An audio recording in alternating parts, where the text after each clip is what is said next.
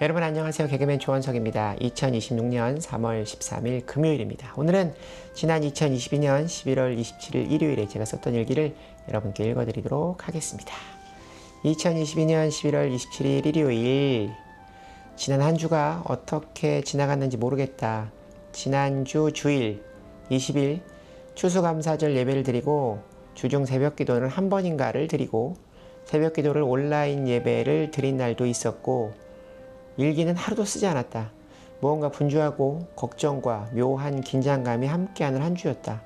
어제 26일 토요일이 내가 기획한 리얼 예능의 촬영 날이었다. 대표님께서 제작비를 주시고 만들어 보라고 하셔서 부담감이 이만저만이 아니었다. 지난 월요일 대표님과 미팅을 하며 그냥 스텝을 꾸리지 않고 피디님과 단둘이 나가서 편하게 찍어 오겠다고 했더니, 그러지 말고 제대로 만들어서 방송 관계자들을 보여줄 만한 컨텐츠로 만들라고 하셨다. 그때부터 걱정이 되기 시작했다. 지난 수요일에 익산의 한 마을에 현장 답사를 다녀오고 아무것도 정하지 않은 채 어제 리얼하게 촬영에 들어갔다. 금요일 대전에서 행사가 있었는데 끝나고 익산으로 가서 모텔에서 자고 스태프들과 아침 7시 아침 식사를 하고 바로 촬영에 들어갔다. 정말 아무것도 정한 것이 없이 시골집의 문을 두들겨 난생 처음 만나는 할머니와 이야기를 나누고 식사를 하는 모습을 찍는 것이 우리의 목표였다. 정말 이건 미친 칠 수 있다. 확률 제로의 시도를 한 것이다. 내가 방송을 쉰 지 오래라 인지도가 있는 것도 아니고 촬영을 반겨줄 어르신이 계실까? 작가도 현장을 정리하고 진행할 스텝도 없이 그냥 정말 리얼 그 자체였다. 그런데 정말 거짓말처럼 한 할머니가 우리 앞에 나타났다. 더 신기한 것은 이분이 마치 미리 얘기가 된 것처럼 정말 재미있게 함께 진행해 주셨다. 이 방송을 위해 하나님께 기도를 드리고 또 드렸다. 전날 밤 모텔에서도 다음날 새벽에 일어나서도 그냥 하나님께 우리가 함께하는 일들 가운데 함께 해달라고 기도드렸었다. 그리고 평소 친분이 있는 집사님과 권사님께도 중보기도를 부탁드렸었다. 준비하는 과정이 너무 막막했기 때문이다. 아니, 그냥 준비한 게 없었다. 정말 리얼하게 만들어 보고 싶었기 때문에 카메라 켜고 밖으로 나가는 수밖에 없었다. 그런데 어르신을 만나지 못하거나 또는 촬영에 협조를 해주지 않으시면 이걸 어쩌나 하는 생각이 들었었다.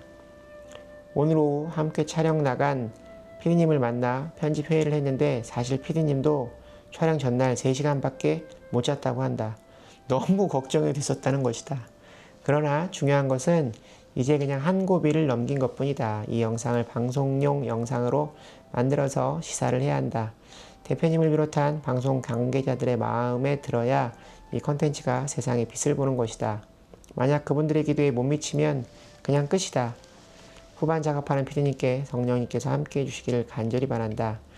다음 주일까지 가 편집을 마치고 자막을 어떻게 넣을지 음악을 어떻게 쓸지를 결정하는 종편회의를 하기로 했다. 그리고 그 주중 종편을 마쳐서 대표님께 전달하려고 한다. 솔직히 뭐가 뭔지 모르겠다.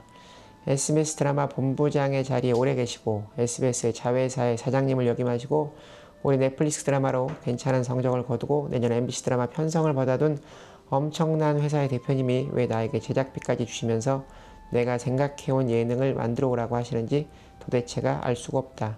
이게 무슨 상황인지 도통 알 수가 없다. 그리고 또 굉장히 흥미로운 사실은 함께 일하는 피디님께 내가 쓰고 있는 이 일기를 유튜브로 함께 만들자고 전에부터 이야기했었는데, 그 일을 준비하며 피디님께서 이 일도 이제 더 이상 미루지 말고 진행하자고 하신다.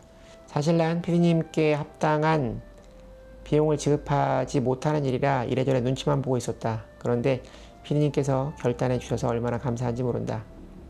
지금 다른 회사에 소속되어 일을 하고 계시므로 촬영은 일요일에 하기로 했다. 12월 25일이 첫 촬영 날이다. 미리 찍어서 여러 편을 쌓아 여유있게 본 방송을 업데이트하려 한다. 일기이기 때문에 시작하면 적어도 월요일부터 금요일까지 데일리로 업데이트가 되어야 할 것 같다. 결코 쉬운 일은 아니다.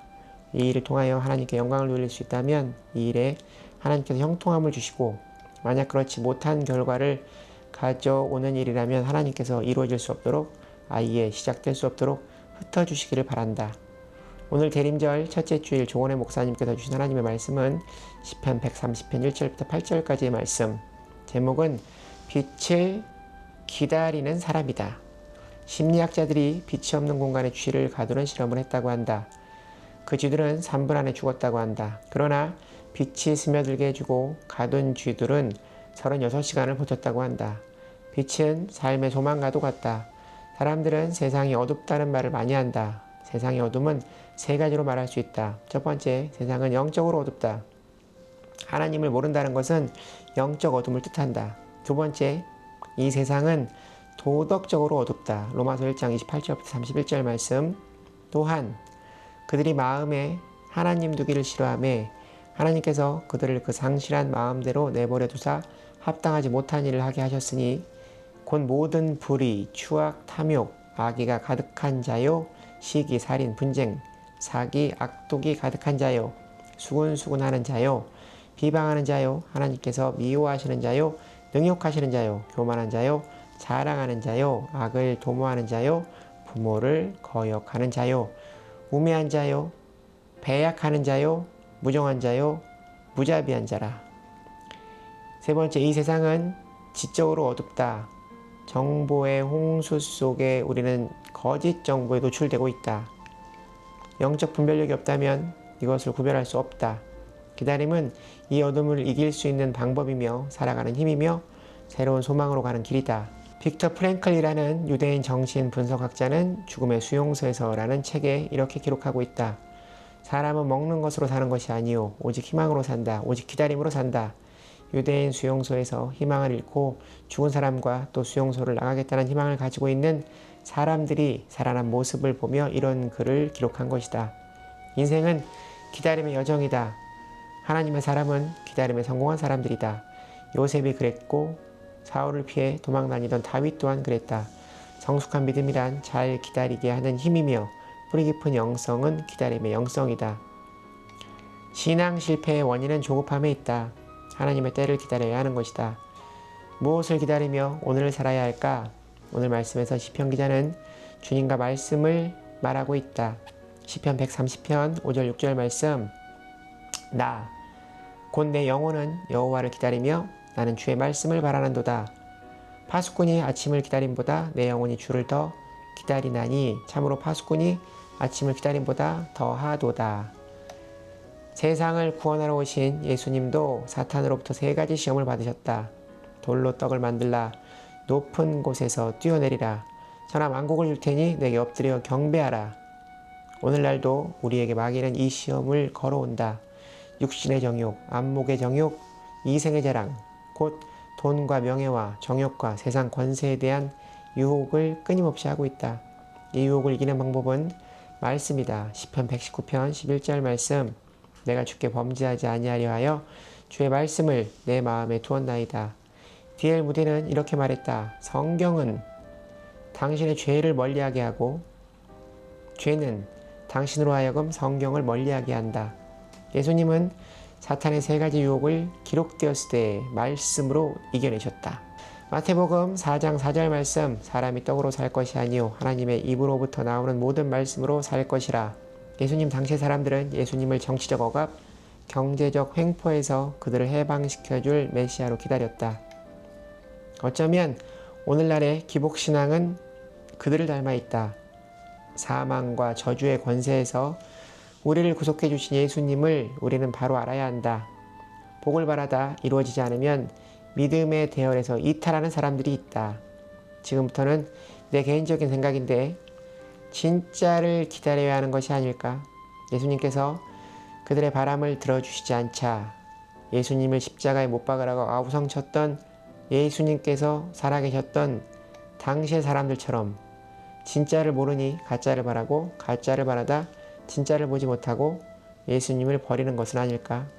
영생의 소망, 믿으면 주신다는 그 영생의 소망, 죽어야 가질 수 있는 그 영생의 소망을 보지 못한 채 지금 눈에 보이는 이생의 자랑을 쫓아 살다가는 진짜 메시아를 십자가에 못 박아버리는 실수를 넘어 죄를 저지를 수 있다. 영생의 소망은 어쩌면 잘 죽는 것이다. 아니 더 정확히 잘 살고 죽는 것이다. 그냥 착하게 살아야 하는 것이 아니라 하나님을 믿기에 하나님께서 살아계심을 믿는 사람으로 살아야 하므로 선을 행해야 하고 하나님의 독생자 예수님께서 주시는 영생의 소망을 알기에 저 너머에 있는 진짜를 기다릴 줄 알아야 한다는 생각이다. 복, 형통함은 진짜가 아니다. 진짜는 예수님께서 주시는 영생이다. 진짜를 알기에 잠깐 지나가는 것에 나를 걸지 않는 것이다. 그래서 기다림은 곧 보이지 않는 것을 믿는 믿음이다. 머리가 굉장히 복잡해진다. 여기까지. 평온한 주의를 주심에 감사 또 감사드립니다. 하나님 사랑합니다. 오늘 말씀을 기록하기 전 과거 제가 했던 일들을 기억해 두었네요. 이 일은 보시다시피 이루어지지 않았습니다. 그러나 저는 이 시간을 헛되이 낭비한 시간이라 생각하지 않습니다. 반드시 이때 행했던 일들이 귀하게 쓰일 시간이 올 거라 믿습니다. 저는 수없이 그런 경험을 했었습니다. 세상의 기준으로의 지금의 모든 실패는 하나님께서 훈련시키시는 과정이라 믿습니다. 언젠가 이 훈련의 시간들이 하나로 뭉쳐져 새로운 것을 만들어낼 거라 믿습니다. 저는 오늘도 하나님의 음성에 귀를 기울일 것입니다. 오늘의 길은 여기까지입니다. 여러분 오늘 하루도 주님과 함께 동행하는 행복한 하루 되시기 바랍니다. 슈브 여러분 주님께 돌아오세요.